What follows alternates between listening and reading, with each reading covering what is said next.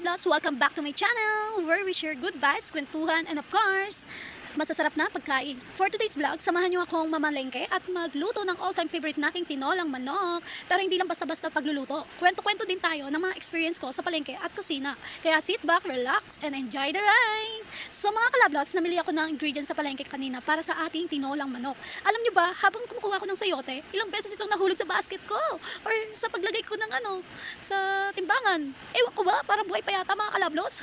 Ewan ko ba kung ako lang ang ganito, pero kapag nasa palengke talaga ako, parang may sariling buhay ang mga gulay, bigla-bigla na lang nahuhulog. Kaya kayo, anong funny moments nyo habang namamalengke? Share nyo sa comments ha! Pero grabe mga kalablots, napansin nyo rin ba na ang mahal na ng mga bilihin ngayon? Kaya mas kailangan natin maging wise at practical sa pamimili. Hanapin ang sulit na paninda, pero siguro din na fresh at quality ang mga binibili natin. At syempre, sa ganitong sitwasyon, mas lalo tayo magsikap para maabot ang financial stability na pinapangarap natin. Sabi nga nila, kahit pa more para sa pangarap, di ba? O di ba? So ayun na nga mga kalablots, nakawin na ako at ready na tayo magluto. Pero syempre, bago ang lahat, Miss and Plus muna tayo. Yan ang natutunan natin sa pag-aaral. Ewa! So ayun na, ayusin ang lahat ng ingredients at equipment para smooth ang pagluluto. Biglang dumating si boyfriend. Ayan na naman si Danilo boy. Ayan na siya. At nagsabi na naman niya sa akin, biglang dumating siya sa nakigulo na naman siya.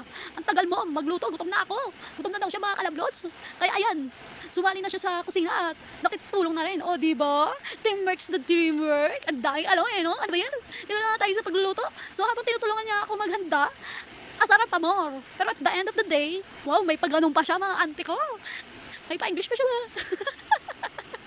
Masaya kasi may bonding na naman kami sa kusina. Kayo ba? Sino ang laging kasama nyo kapag nagluluto? Comment down below para malaman ko. So yun na mga love lots. Tuturuan ko kayo kung paano magluto ng tinolang manok. Ang arte, no? Okay mga kalablots, here's how to cook our tinolang manok. So habang nag-Miss and Plus na ako, ituturo ko na sa inyo. Simple lang ito pero napakasarap. Lalo na kapag may love sa pagluluto. O diba? Ano ba yan? Pura ruta na lang ang malam. Ito na nga yung mga ingredients natin mga kalablots. So, isang kilong chicken, cut into serving pieces. And syempre, meron tayong sayote, 2 medium. O, pwede nyo i-substitute siya sa green papaya. Syempre, yung papaya, favorite ng iba yan, syempre. Yun ang ilalagay nila. At syempre, yung papaya na yun, sobrang nutritious siya. O, diba? Ang dami niyang sabi-sabi. And syempre, meron tayong dahon ng sili. Nilagyan natin yan ng isang tali. At nagulat tayo mga kalablots, 15 pesos na siya, isang tali. Dati, 5 piso lang yun, or 10. O, diba? Nadagdagan ng 5. Kaya tayo magsumikap pa. So, ayan, para sa susunod na henerasyon.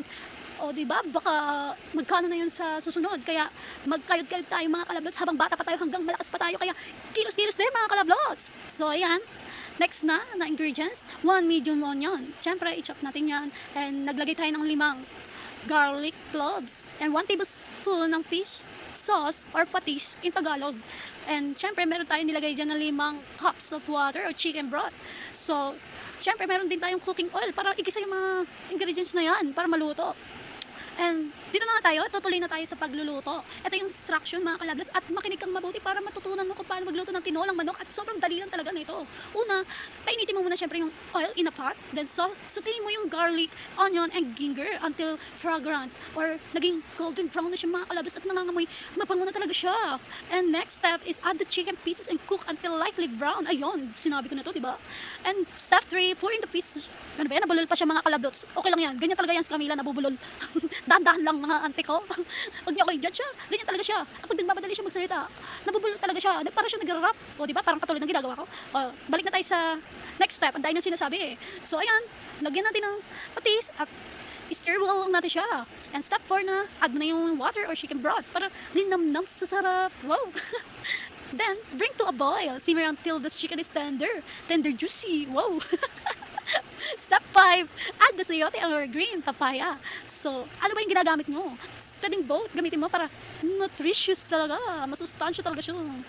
And syempre, cook until softened. And lastly, add the daon ng sili. Let it cook for another 1 to 2 minutes and it's done. So, that's it. Mga kalablos, ready na ang ating tinolang manok. Salo-salo time na tayo mga kalablos. Masarap talaga. Pagkatapos natin magluto, sabay-sabay kaming kumain kasama si Renz, ang bunso kong kapatid. Sabi nga ni Papa, mas masarap ang pagkain kapag sama-sama. Kaya kahit simpleng ulam lang, basta salo-salo.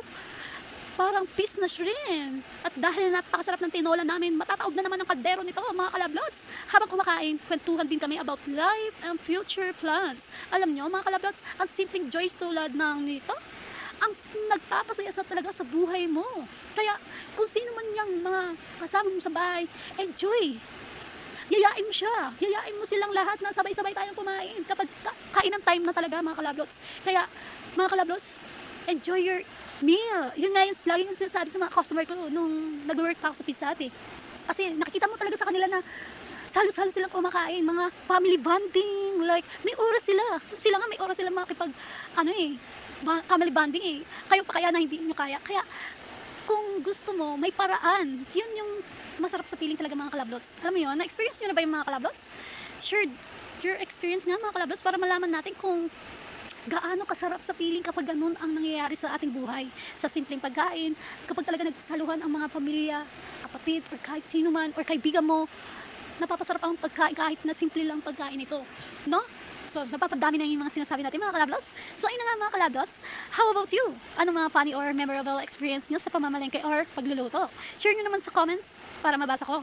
And kung may mga tips din kayo para sa budget-friendly cooking, let me know. Don't forget to like this video, share it with your friends, and syempre, subscribe to my channel. Click na oh, yan na naman siya, mga kalablots. Nabubulol na naman siya. Ano ka, Camila Bulolel? Ano ba yan? Huwag nyo na nga lang ito i-subscribe, mga kalablots. Siyempre, subscribe nyo na ako sa aking YouTube channel. Click the notification bell para lagi kayo updated sa mga bago kong uploads. Salamat, mga kalablots, and see you again soon. Bye for now, and stay happy and blessed. Bye-bye! Mama Chup Chup!